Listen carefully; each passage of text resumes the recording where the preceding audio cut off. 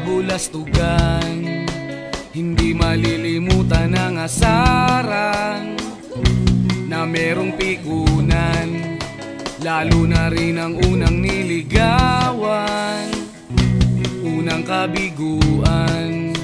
At dyan nasiseryoso ang usapan, ang pagdadamayan ng tunay at tapat na kaibigan. Kung mga buwan,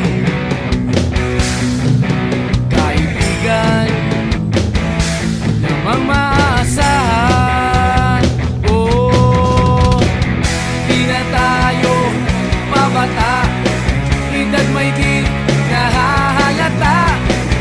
Sa mga trip, unti-unti na tayong nagsasawa. Pero kahit ganon, barkadang matatag hanggang sa ngayon. Minsan man magkita, tsak may kwela, yan ang aking mga tropa.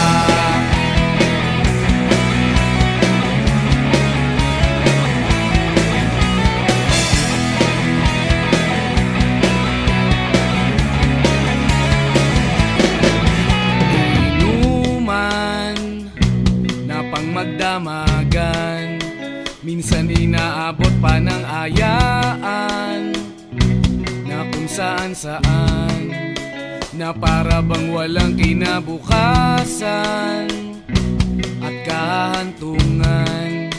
At dyan nasiseryoso ang usapan, ang pagpapayuhan ng tunay at tapat na kaibigan.